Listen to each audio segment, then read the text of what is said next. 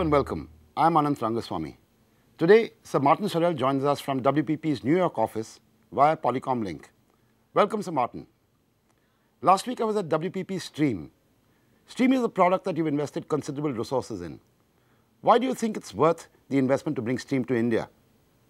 Well, actually, you talk about investment. Of course, we have these conferences sponsored and sponsored by traditional media owners and new media owners. So actually, it works. It's an extremely effective approach because at the end of the day, we engage usually about, it varies between 200, 250, 350 people. A third come from our clients, a third come from the media owners, both, as I said, legacy media owners and new ones, or mixtures of the two. And last but not least, probably equally importantly, our people. So these people meet. It's an unconference. The agenda is not fixed. The agenda is something that is developed by the participants. And we find it an extremely good way of people understanding that 35% of our business is now digital, and getting an understanding of the new trends and developments in digital, whether it be display advertising, whether it be search of the traditional nature, whether it be video, social or mobile. Those 5 areas are the areas that we think are critically important. So I think Stream, whether it is in India or elsewhere, and we've done it in Greece, we've done it in Thailand, we'll be doing it this year in the United States. We've been doing it for about 6 or 7 years. It demonstrates our capabilities in digital, which, as I've said, is 35% of our business, and our strategic focus on digital, the fast growth markets, and data investment management, along with trying to get people to work together more effectively. Stream is an unconference. It's a conference where the participants set the agenda, and it's a very good way of us demonstrating our capabilities in this area and finding out what are the big issues that clients, media owners, and our own people are concerned about and want to debate and discuss. Let's shift gears. After the chaos surrounding TV measurement in India, we've just seen the rejection of the new IRS. What is it about audience measurement in India that makes it continuously chaotic? I don't think India is that different from other markets in terms of media owners. In the media measurement business, obviously media owners want the very best ratings that they can get. And obviously if one media owner is doing well and another media owner is not doing well, the latter will be distressed and complain. So I think this is a natural part of media ownership, that you're concerned about the ratings. Obviously, the ratings determine advertising revenues. Advertising revenues are still very important parts of a media owner's income. So I think it's natural in a way for people. I think the situation in India obviously it's a difficult one at this particular point in time for all sorts of reasons. But it does seem to be getting a little bit calmer, a little bit more constructive, and I'm quite confident that we'll see a more constructive attitude towards both TAM and media measurement activities in general in India in the future. The issue about technology is not just an Indian issue, and about samples and sample sizes is one that a lot of people worry about throughout the world. It's a question about whether media owners and agencies are prepared to invest in increased sample sizes and increased technology and more effective technology. It can't be magicked out of thin air, but generally I think it's moving in the right direction. I think some of the things that have gone on have been regrettable, but I think in the medium and longer term we'll see more and more stability and thoughtfulness about media measurement and the like. But it sort of goes with the territory, this concern about ratings and the concern about their accuracy. Our people in India and everywhere else in the world that we do it in about 30 or 40 markets around the world, are extremely professional, extremely diligent, and extremely effective in what they do. The other point to make is that advertisers have to have ratings. You can't have a ratingless market. It just doesn't make any sense. And ultimately, it's the media owners themselves that will suffer as a result if there are no ratings. I mean, if you have a weak ratings position, you probably favor no measurement. If you have a strong position, you probably favor measurement. Advertisers have to have measurement and effective measurement to measure what are very, very substantial investments that they're making in all sorts of media, not just in India, but everywhere. So a healthy, professional television audience measurement industry is extremely important in terms of a developed advertising and marketing services industry in any country. India is no different to any other country. So, Martin, on the global ad spend scenario, you had flagged Sochi as a driver. Has Sochi delivered as per your expectations? Well, it's early to tell. I was at Sochi for the opening ceremony, the first couple of days. I probably will go back again for the closing. And what was interesting is that the reaction of the networks, or the network that Comcast NBC that have taken the Olympics, they were very pleased with the opening ceremony. The opening ceremony, I understand, had ratings just below the ratings for the Summer Olympics in the UK. The opening ceremony, despite that star that didn't turn into a ring, the comment was made that it was a gay snowflake that didn't want to come out in Sochi. But that to one side, it's interesting that on Russian television it was not shown. They were running a simultaneous tape of the rehearsals. In America, NBC had the same option but ran the actual, so the snowflake that didn't come out as a ring. In the UK, the BBC typically took an even-handed response and showed both versions. But the Russians didn't basically see it on Russian television. But with that one exception, the opening ceremony was really outstanding, and I understand that the President, Vladimir Putin, spent a lot of his personal time attending a large number of rehearsals to make sure that it was right. And I think if one calls this Putin's Olympics, this has been so far an exceptionally good Winter Olympics. The venues are outstanding. The Western press, to some extent, I often feel, doesn't want the Russians or indeed the Chinese to succeed, and this was another example of it. So I think all in all, so far, there's some way to go yet. It's been an excellent event. It's too early to say what impacts that's had on advertising spending, but it will help, no doubt, as will Rio, as will Brazil and the World Cup, and then Rio in 2016, despite the controversies surrounding them. These events add a lot in terms of infrastructure development. They add a lot in terms of image and perception.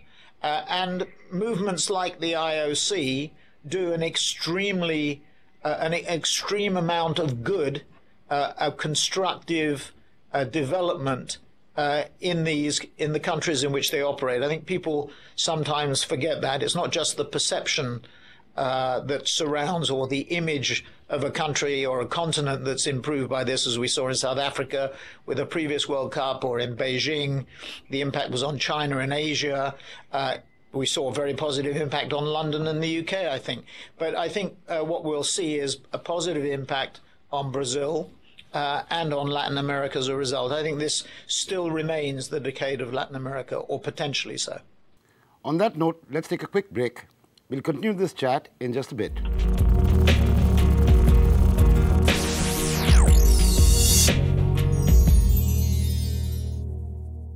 Welcome back. Today, Sir Martin joins us from New York via Polycom Link. Sir Martin, here's a quote I read in the Telegraph. Have individuals become more powerful than institutions? Who is your money on? Virgin without Sir Richard Branson, WPP without Sir Martin Sorrell, or, as we can see today, Manchester United without Sir Alex Ferguson? Could you comment on this, please? Well, those are flattering comparisons. I don't know whether they're accurate. You mustn't believe everything you read in the Telegraph, that's for sure. But having said that, I mean, individuals, in my view, do make a difference.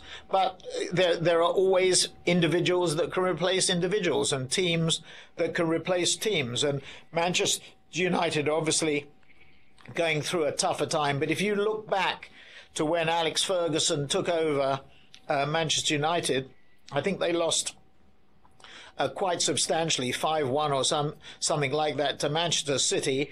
And I remember looking back at the quotes on Alex Ferguson many years ago, some like 30 years ago, calling for his head because United had been defeated by City. So you have to look at the longer term. Individuals, I do think, are important. I think they do make a difference, and that's sort of against the conventional wisdom of business schools and Harvard Business School professors in terms of team development, I know, and it's a bit sacrilegious to make that sort of comment, but I do think they are important. But there are unique and exceptional individuals in every generation, and they are multi-generational. The person who succeeds me at WPP will probably be very different, with a very different approach, and that will be to the good. I'm sure that whoever it is, he or she will do an even better job. Now, you've said that consumer goods companies risk eroding their brands because they're still cautious in their spending. Do you see this situation improving at all, or is this the new normal? No, I think it is very much a new normal. I mean, it's not such a new normal because it goes back to the post-Lehman developments after September of 2008. And in fact, we've seen very little inflation since the early 1990s, which means that clients have tended not to have much pricing power. Retail has grown in power with Walmart and Tesco and Carrefour, and that's put pressure on the manufacturers. Commodity price increases have increased, obviously, commodity prices and squeezed margins. So there's been pressure on the supply chain, of which we're a part as agencies. And what I see consistently is a caution. The rise of finance and procurement have made clients more conservative. The trauma of Lehman, I think, had an impact, obviously, on consumer spending, but I think it had a much more important impact on the corporate psyche. And the corporate psyche has changed. And I think what clients, if you look at the reporting season, they're getting to their numbers by cutting costs, not by growing revenues. And of course, what we talked about at the very beginning, the slowdown in the faster growth markets, although the faster growth markets continue to grow faster than the slower growth markets, if you get my drift. But what we've seen also as a result of that has been impact on multinational thinking. You've seen a number of companies take down their guidance, companies that have very strong emerging market or fast growth market positions, which 6 months ago or a year ago was an asset. Today, it's regarded as being a liability by analysts, etc., which I think is nonsense, or journalists. Because it's nonsense because in the long term, if you look, CNBC is in its 25th year. It looked, it had some very interesting statistics about what the world would look like in 25 years' time. In 25 years' time, China will, according to those projections, will be the world's largest economy at about 34 trillion against 8.5 trillion now. The US will be about 29 trillion versus 16 trillion. And the third largest economy in the world will be India.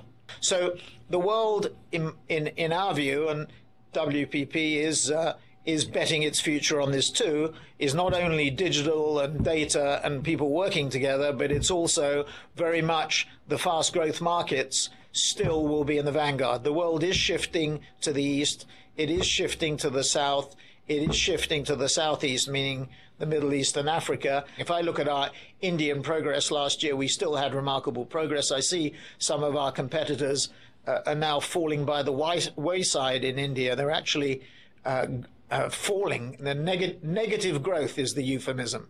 They're down year to year on a like-for-like basis. And I think that to some extent reflects ill-judged, ill-priced acquisitions. And we're seeing that in China as well. where one of our competitors was down about 11% in the fourth quarter, and I think in the BRICS countries was down by 6%, which is more than the markets would indicate. And to blame your woes on luxury goods in China is a bit specious. And finally, can we have your comments on the Comcast TWC proposed deal, focusing on the impact of such a merger and the regulatory issues that arise out of this? Well, I think this will be a deal that's looked at with very close scrutiny by the DOJ, by the FTC, by the FCC here in the United States. We've seen similar regulatory scrutiny on other deals between AT&T and others in the telecommunications sector, and I think there's no reason to believe there won't be similar scrutiny here. The dynamics of it are a little bit different. The concentration, it depends on how they classify it, whether they look at pure cable or the television industry as a whole, and that the swing in concentration is anywhere between 30 and 70%, depending on how you define the industry. But whether it passes or it doesn't, I think the most important thing is that it will have deep scrutiny, particularly under an Obama administration. It's interesting, I think in the deal, Comcast have agreed to surrender about 1 million subscribers, I think of the 7 or 8 million Time Warner Cable subscribers, to, I guess it goes to Malone and Liberty, but basically they were obviously examining what they would have to give up in order to get regulatory approval. But, I mean, it goes with the territory when you do a deal of that scale. And, we've seen it in our own industry that the regulators take a hard look at POG or a hard look at Dentsu Aegis, and the Chinese authorities have taken a hard look at both of them, along with the EU and the DOJ and the FTC in the United States. So I think when you do something on the scale that we're talking about, from our point of view, it's probably a big opportunity to work with a highly and even more concentrated and highly sophisticated cable owner. And Comcast have done a remarkable job and have been remarkably acquisitive. Of course, people say that Time Warner is at the bottom end in terms of the quality, Time Warner Cable, in terms of the quality of the product. And of course, that's a big opportunity for Comcast to improve it. But you're going to see more consolidation, whether it's clients, whether it's media owners or indeed agencies. That consolidation is going to continue because those are some of the pressures that we referred to previously, some of those pressures, and that lack of willingness to take risk, which is understandable given a post-Lehman world, I think is going to continue. I see, as one person put it to me, if you grow by 3% like for like, you've done well. If you grow by 4%, you're a hero, and if you grow by 5%, you're Superman or Superwoman. So we're talking about small incremental gains in the context of history. Worldwide economic growth is still sub-trend. It's still below, whether you're looking at the US or the whole globe, it's still below where we would like it to be and where it was pre-Lehman. So the world has changed. You referred to the new normal. I hope it's not the old normal and that it will continue forever. But be that as it may, it is trench warfare. I mean, it is hand-to-hand combat in terms of trying to grow your business in a world where worldwide global growth is not as strong as we would like to see it. And taking India as an example, where political events and elections obviously cause uncertainty and worry people. Although I have to say, just to finish on a very optimistic note, we did well in India last year, and we're budgeting an even stronger year this year. In fact, we're budgeting a very strong year, and we'll cross $500 million of revenue in India. Thank you, Sir Martin. Pleasure, as always. All right. Thank you very much. Hope that's fine. Thank you. With that, it's a wrap. Sir Martin will be back next month. Thank you for watching.